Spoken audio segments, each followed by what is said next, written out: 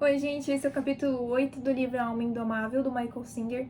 Nesse capítulo, ele fala muito sobre o medo, algo que nasce da nossa insegurança interna, né, e acaba guiando muito as nossas decisões sem que a gente perceba. Então, a gente sente medo porque, em algum nível, a gente acredita que não é forte o suficiente para lidar com a vida, né?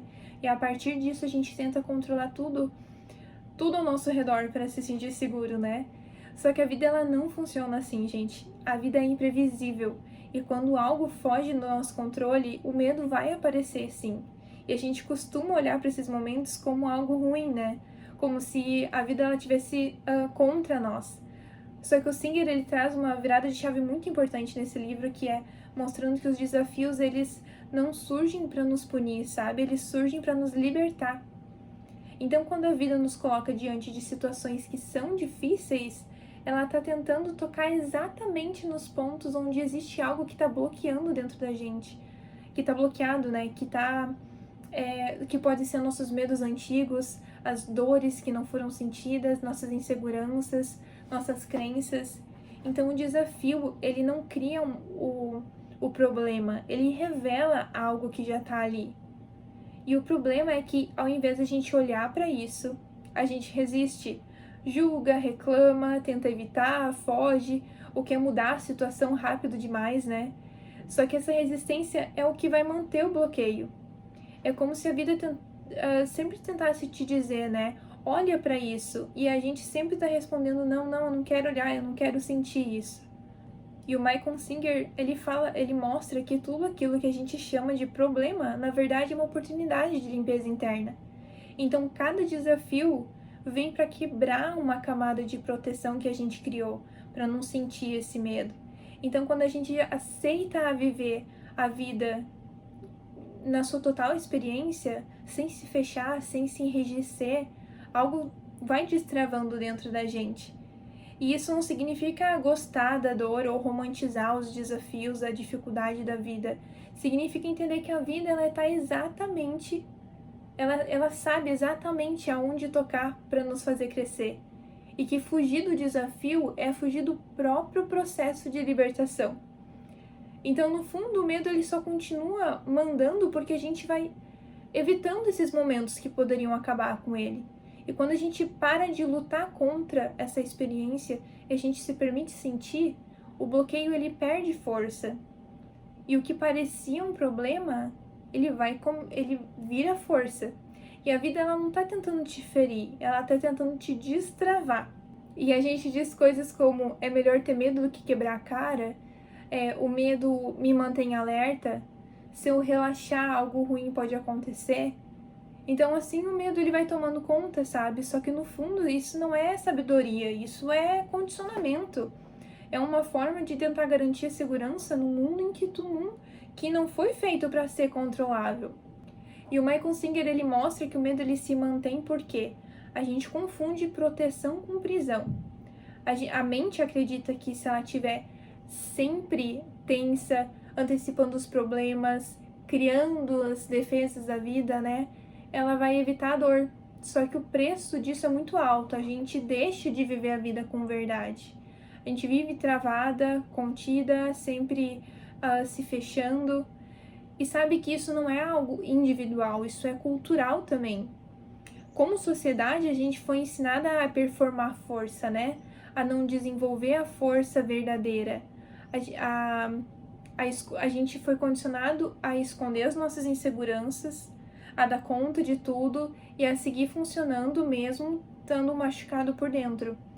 E mostrar medo virou sinônimo de fraqueza, né? Então, sentir virou algo que é inconveniente. E olhar para dentro é quase que um luxo.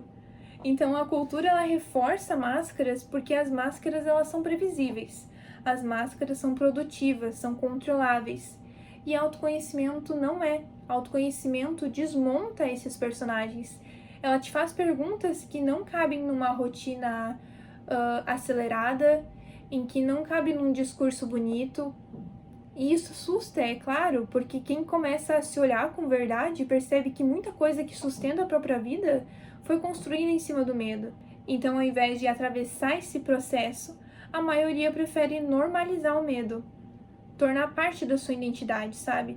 Eu sou assim mesma, eu sempre fui ansiosa, meu jeito é assim, e isso dá uma falsa sensação de estabilidade. Se eu aceito o medo como quem eu sou, eu não preciso mudar, sabe? Eu não preciso encarar nada. E o Singer, ele deixa muito claro nesse livro que o medo, ele não é quem tu é algo que tu aprendeu a carregar durante esses anos. E a vida o tempo todo, ela tenta nos ajudar a largar a mão disso. Ela faz isso através dos desafios, das situações que vêm exatamente, que te apertam ali exatamente aonde tu tá realmente bloqueada. E aí vem o medo, vem a vontade de controlar, de fugir, de resistir. Só que o autoconhecimento verdadeiro, ele vai exigir essa coragem, porque ele pede algo que ele vai contra tudo aquilo que foi ensinado. Ele te ensina a ficar presente mesmo quando tá sendo desafiador, a tirar a máscara mesmo sem saber quem tu vai ser sem ela, e a permitir que essas estruturas antigas, elas caiam sem tentar reconstruir tudo muito rápido. Sabe, o autoconhecimento, ele é um processo lento, mas ele é verdadeiro. E por isso que ele não é incentivado, porque uma sociedade cheia de gente consciente, aberta, emocionalmente livre, é difícil de controlar. Pessoas que se conhecem não vivem só no automático. Elas não se movem por medo. Elas não aceitam qualquer narrativa pronta. Então, no fundo, manter o medo é mais controlável do que atravessá-lo. Mas só até o ponto em que a vida começa a sufocar. E é aí que a verdade aparece. Porque o medo, ele não tá te protegendo da vida. Ele tá te protegendo de sentir. E sentir é exatamente o que te liberta. Então esse é o capítulo 8 do livro. Eu recomendo muito a leitura para vocês, além de estar vendo os vídeos aqui no canal como resumo explicativo, né? É um livro que fez muita diferença para me abrir, para não... A lição mais importante desse livro para mim é eu não deixar o meu coração se fechar para as questões da vida. Então eu sempre busco me manter aberta, sempre seguindo o fluxo, tentando não controlar as coisas, né? Percebendo que a vida é algo que realmente está aberta para se viver, as experiências, todas elas sendo desafiadoras ou sendo boas, ela tá aí como inteira e a gente pode viver isso com verdade, com profundidade e principalmente se conhecendo. Então é um livro transformador. E continue assistindo os próximos capítulos, tem muito mais pela frente. E a gente se encontra, então, no próximo vídeo.